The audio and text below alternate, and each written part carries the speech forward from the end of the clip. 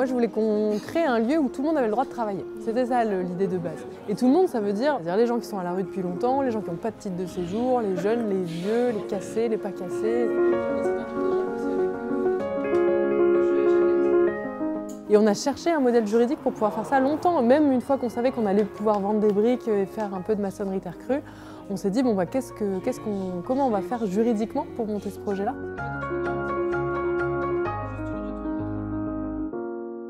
Et en fait, il n'y a que Emmaüs qui permet de faire ça en France.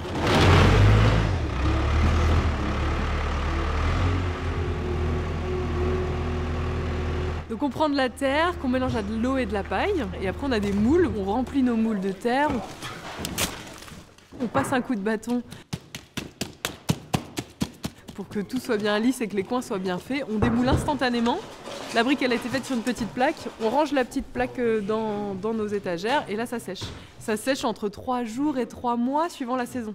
Et après quand elles sont bien sèches, on les paletise et ça part sur des chantiers de construction, de rénovation ou d'aménagement. Notre objectif ici c'est de faire à peu près 700 briques par semaine. Donc c'est un objectif parce qu'on a plusieurs activités, donc ça permet de diversifier et de ne pas faire que des briques.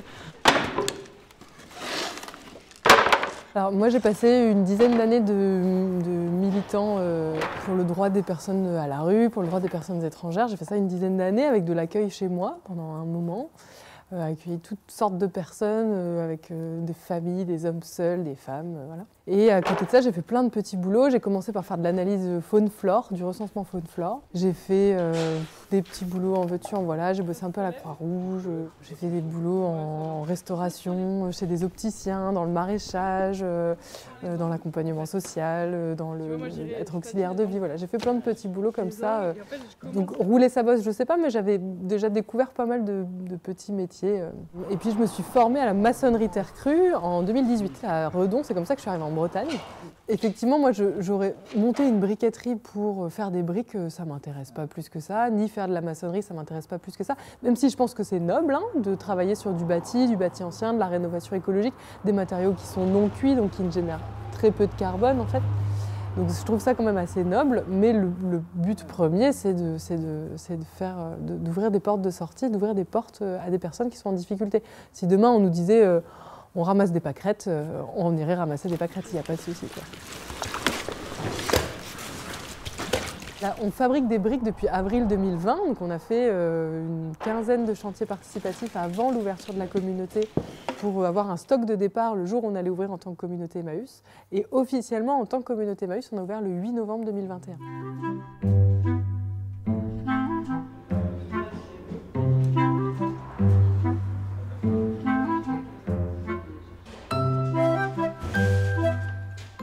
Ça, moi, je mettrais... Ouais, moi, je mettrais ça à 1,50 €, quoi. Je vais faire le tour, je leur avais montré des raccords en PVC, des petites choses comme ça. Oui, voilà. En disant ça, vous allez voir, vous allez retrouver les prix. Si elles sont en bon état et tout, faut bien regarder, sinon on multiplie par 0,3, pas par 0,4. D'accord, 18 balles, la plaque de 3 mètres. D'accord. Ok, je vous remercie. Merci à vous. À bientôt. Oui, ça marche, au revoir. À la base, moi, je suis travailleuse sociale de formation. J'ai un diplôme d'éducatrice spécialisée.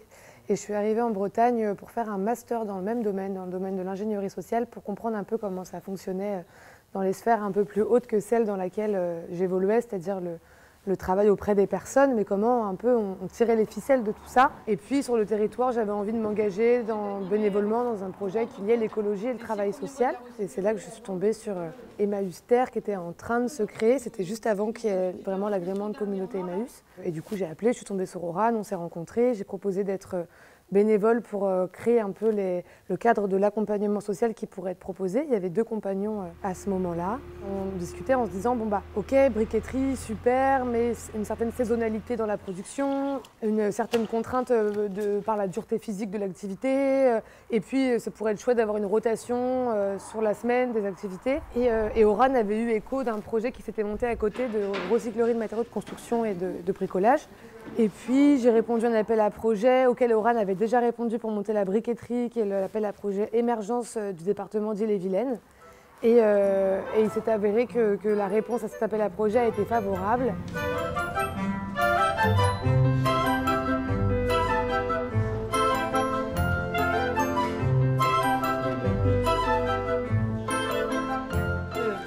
l'école telle briqueterie, l'adresse d'ici et l'adresse de la briqueterie. Mais en tout cas, oui, moi aussi, j'ai commencé à bosser assez jeune, à 16 ans, sur les marchés. J'ai fait très vite du social, mais avec différents publics. J'ai bossé dans des parcs de jeux pour enfants, j'ai fait caissière, j'ai fait auxiliaire de vie, j'ai fait plein de choses à côté de mes études. Et par contre, moi, j'ai fait des études dès la sortie de mon bac jusqu'à la fin d'un master. Et j'ai voyagé un peu aussi dans différents pays.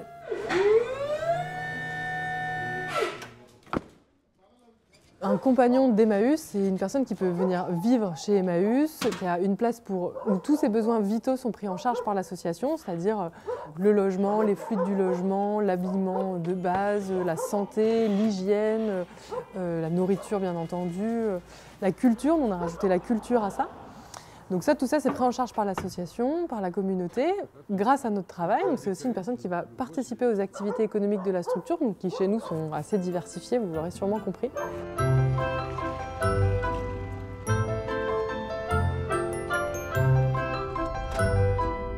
Un compagnon, ça cotise à l'assurance retraite, à l'assurance maladie et à l'URSSAF, à l'État tout simplement. Et de plus, c'est quelqu'un qui touche une allocation communautaire par mois. Donc le montant varie légèrement suivant les communautés. Chez nous, il est de 455 € par mois.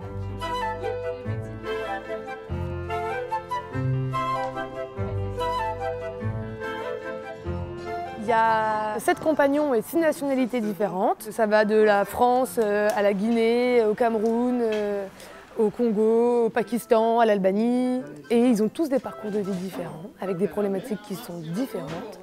Un parcours de vie qui fait qu'aujourd'hui, ils se retrouvent dans des situations difficiles, mais surtout au niveau administratif.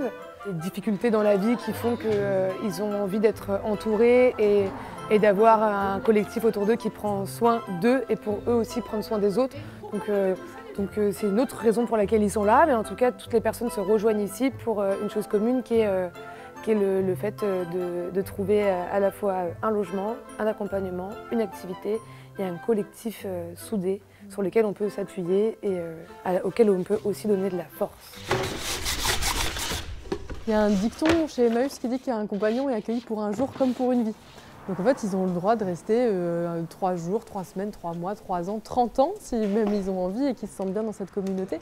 On dit que l'accueil est inconditionnel. Le fait de rester chez Emmaüs, c'est conditionné au fait de se sentir bien dans la communauté, trouver sa place et respecter les règles de la communauté, comme tout groupe qui doit vivre ensemble. On a des règles pour vivre ensemble. C'est pas huluberlu, hein, c'est la tolérance, le respect de la parole de l'autre, il y a la bienveillance sur les personnes qui nous entourent, l'entraide, le partage. Bon, voilà, des valeurs humanistes. Ouais. On vient juste de les faire, ils coûtent 300 €.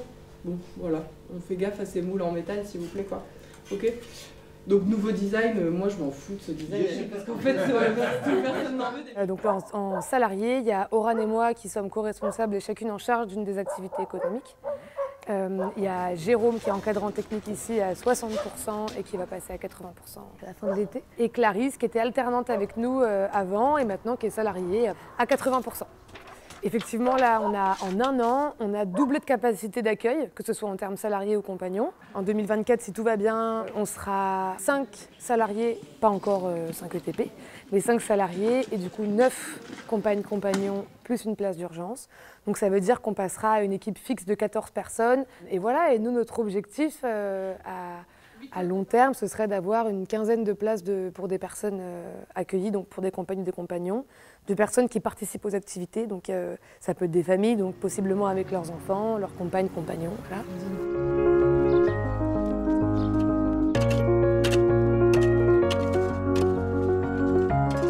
L'idée, c'est de rester à taille humaine quand même pour avoir encore des temps conviviaux qu'on partage ensemble, pour bien se connaître les uns les autres. Et c'est important pour nous, c'est comme Oran disait au début, être entrepreneuse, on le fait avec le plus grand plaisir du monde parce qu'on connaît la finalité. Si c'était pour gagner de plus en plus, pour avoir des plus gros salaires, etc., bon bah voilà. On ferait sûrement autre chose. On ferait sûrement autre chose, voilà.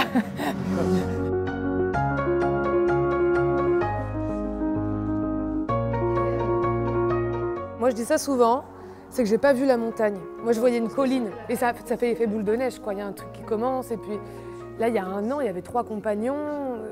Et l'envergure était encore petite, on était 5-6 à table, en général, quoi. Aujourd'hui, on est rarement moins de 15 à table. Et puis je pense qu'on ne s'en rend pas compte en fait, une fois qu'on est dedans, on se dit bah oui en fait il faut développer ça, il faut développer ci, il faut accueillir quelqu'un d'autre, tiens on a une nouvelle idée d'activité, on démarre. Et en fait c'est un peu ce que dit Laura, c'est qu'on est hyper motivé, on travaille beaucoup. Donc en fait on avance et la montagne se gravit petit à petit à un rythme plutôt un bon rythme, hein, mais en tout cas on monte sans se dire que c'est l'escalade infernale et qu'il nous faut vite de l'aide. Non, on monte progressivement cette montagne et on ne se rend pas compte au début de la montée qu'il va y avoir.